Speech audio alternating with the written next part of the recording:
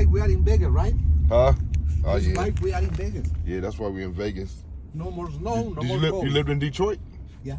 Oh, man. What was it like in Detroit? That's nice. Oh my God, was not easy, you know. A lot of crime.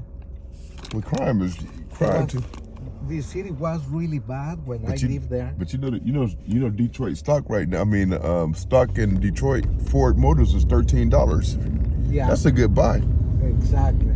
Tell everybody. But you know, Detroit. One thing Detroit does, they have great. They have nice.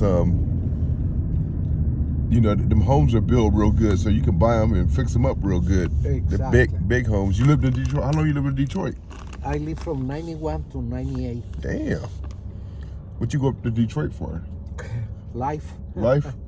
Man, that's why I tell everybody life, man. We never know, you know. Yeah. Did you come you moved you come here straight from Mexico?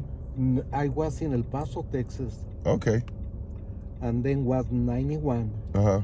Remember, you know, the economy Okay. went down. Okay. So a lot of businesses in El Paso, Texas went out. So we moved because we had family in Detroit. Yeah, see. That's what I tell everybody. People don't know, like, you know, how old are you? 71. 71. So you know, like, about, I tell everybody about immigration, man. Man, if this country, boy, if we got rid of all the immigrants, boy, we'd be in trouble. We'd be in trouble. And so I be telling everybody, you have to do your research. I didn't know like 85% of the people in the world look like me and you, like that are colored, not white. White only make up 15% of the world. Exactly. So, but the government, you know, the way the governments and the cartels are really the government. That's what I really figured out now. Even the United States selling us out. Man, look at that beautiful view. Yeah. How long you been in Vegas? I've been here like at least about 18 years. Oh wow. So I lived in California I grew up, let's see, I'm 55. I grew up in Chicago for 18 years, and then we moved to California. Then I did another until I think I've been here since 2007. So I've been in California and I've been here. And but California was a lot different. Yeah, California was different. From Detroit, we moved to Los Angeles. Oh man, okay. I lived in Bellflower. You ever been to Bellflower? Southgate. Southgate, I know Bellflower. Yeah, Southgate. Yeah, we lived in that area. Good friend of mine lives in Bellflower. Okay. So then I spent 13 years in LA. When we moved, was everything affordable. Right. Now, my friend, it's not. You cannot survive. You barely can survive in Vegas almost. Exactly. They got some of these guys driving Uber and Lyft almost between both platforms 16 hours just to make $300 in this town. Yeah, you know, Uber and Lyft, they are making tons of money. They're crooks. Yeah. They are abusing with all the drivers. We are not making even decent money. I know. That's what I said. They're not. And every day you guys get to take people where the taxis don't want to go. This is a nice area of town. Oh yeah. You know, but sometimes, you know, like this ride right here cost me just to get in this ride.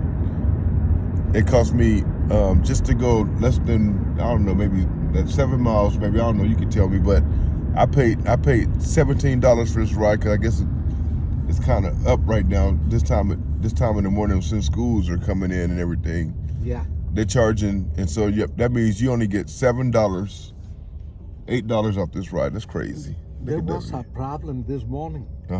I tried to get into Uber. I have T-Mobile. Okay. And T-Mobile, the system, they turn it off. Okay. Because somebody, you know, from China or India or Philippines, they try to hack, you know, the T-Mobile system. I did do that all the time. So the system went off, and I couldn't get into I couldn't get online. till a few minutes ago. Okay, that's why it's probably charging so much right now. That's why a lot of drivers, Yeah. couldn't work. I know. I just told everybody. My thing is, I used to drive Uber and Lyft. I got tired of doing it. So like, when I started realizing, I tell everybody, man, what everybody needs to do, if you can afford to do it, everybody just take an extra 30 minutes off.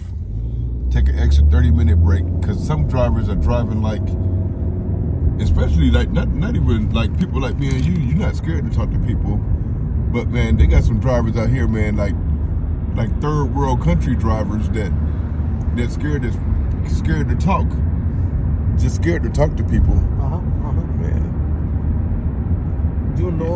people now, drivers, to make it, they work 7 days a week. Yeah, I know, that's ridiculous. They're working pretty much 7 days a week. God, that's a lot of hours. Yeah. Plus, they don't realize that they are putting a lot of miles, in the car. Cars, repairs. Exactly. And then, now, you know what else to get over it? I don't know if you know this. If you rent a car from Hertz, they charge a person a month $1,400 a month. And then by the time they pay $400 a week, come out of then they make their money. And I told my buddy, if you had bad credit, just go get you a bad credit loan and pay it off faster. And then, exactly. Because they got people scared because with credit. One of my buddies told me, Jose, get a Tesla. Yeah. And you're gonna be making more money. Oh yeah. I rented out for 2 weeks, paying $500 a week, and I was making the same money. Oh yeah. So what taking rides, for super rides, $5, $4. What time do you end? What time do you end your day? How many hours you work a day? I work, from 7:30 to 5 o'clock in the afternoon. Yeah. See, that what you should do. I give you some tips. I know how I used to make my money when I did it. It's like. But let me tell you more. I found out that Uber is messing with the tips too. How they mess with the tips? They don't let you know how much you get in tips. Oh, okay. Because before the system, you could click and say thanks to the rider. Right. Now they change it. They can send only few tips, and you don't know if it's right. Or the people send you more. Right. Yeah. So so like sometimes what you have to do, like I tell everybody, since you get off at 5:30, man, you need to get them little brochures put right here in your thing. Like when people get in, drop off at the dispensary, get $20 here. If you're going somewhere, get a little QR code with the. That's what I used to do with the strip clubs. I get the little codes and put it in a little package. So when I saw different people come in, I had this for them. So that's why, because every time you drop off at the strip club, that's a person $150. Exactly. So what you do is you got to kind of have to promote your inside business in your car, because this is your car, and have the stuff ready for people when they get in, and they can look at it, and then you can say you can offer it to them. So that's what you have to do. You have to kind of think out of the box, and then, like I said, what I'm trying to do for the Uber and Lyft drivers is that during the day, not easy to take people to the. Not really, because you know what I found out. A lot of the older guys like us, they come on business, that gets like the ones that, like, say for instance at 5:30, that goes to the one. They go to the they get out of the conventions at 3, and they don't want to really go out. They want to just go out. Exactly. You can cater to those type of people. So it's like just ways of catering. But at the end of the day, man, I think this is what I think Uber and Lyft should do. I think the Uber and Lyft drivers should get together. Don't do a union, because one thing about unions, somebody always want the man on top always want the money, and you guys never get it. But like with union, is the same problem. Right. So union makes the money. Right. And you're in the same way. Right. So they all do the same thing. So what I'm saying is, what we should do is get a equity or something, trust fund or something, where everybody put their money in there, and if you need it, you need it. But then also what I'm doing, I'm doing a show, And I'm talking about at the end of the week, Uber should tally all that stuff up. Cause I've been all over. I travel. My son played basketball, and I travel a lot. And you know, you go to Oklahoma. I haven't been there. Like Oklahoma or Detroit, especially like Oklahoma, you can take a 30-mile trip and pay like $20. Oh my God. And then here, you can even, like this ride right here is not really far, but you paid $17. Wow. And these guys drive them big old red, you know, them big trucks, them gas guzzlers. You know, so I think Uber and Lyft should. I think, you know, anything like local people that had to travel far that can't afford to get the tips, Uber should be tipping you guys. They should be giving a tip to you. Uber Corporation, you know, they got enough money to do it. They trust me, they got enough money, and then they'll be better. But there's a new, and actually, I think there's a new ride share coming to town pretty soon. It's called Revo.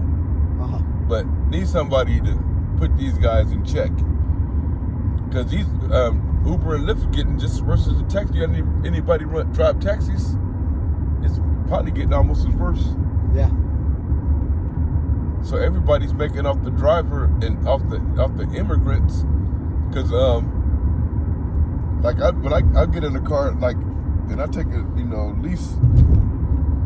You know, right now since I'm down one car, I take it a lot. So. I see what every driver, they go through the same thing, but a lot of the drivers, it's not even shit. It ain't even the Hispanics. Yeah. Driving no more. It's the Ethiopians. Exactly. You know, the people that, you know, when they talk about the border stuff. You're right. Yeah. The border stuff. They always talk about the borders. It's not the people from South America. That's never been a border problem. The biggest border problem is on the and people that know, I did some research, is coming through Canada and all the airplanes that come through, because people, they come here, they like it, and then they go missing for a while. The government always points in Hispanic people. Why is that? Because there are, you know, Chinese, Japanese. Right. But why you think Spanish people and dark people like us, we just looking for opportunity. Hey, you know, to me, I told somebody at the end of the day, I think they don't even want to come to America. They want to go up to Canada, to Alaska to feed the polar bears. I always say, the polar bears need help. Yeah. You know, the polar bears need help. So I always make fun. I said, we could just build a border and just let them in Canada. Like, and you know, trust me, Canada we get away with a lot of stuff, because Canada is worse than America. They don't want you guys up there either. You know, but Canada has to grow. So Canada, just like Mexico. Mexico's not really. I thought Mexico was a third world country, but it's not. It's richer than a lot of the South American countries. Let me tell you, Mexico, my friend. I was watching the news, and Mexico, little by little, is going up and up. Right. They have good economy right now. Right. You know, problem is also the government. You know, people make a little money. Right. Not easy to survive. Right. Exactly. We are in the same way. I think it was right there. I think if you pass it. Oh, yeah, it's right here. Oh, you do the backside. I forgot they got the backside of it.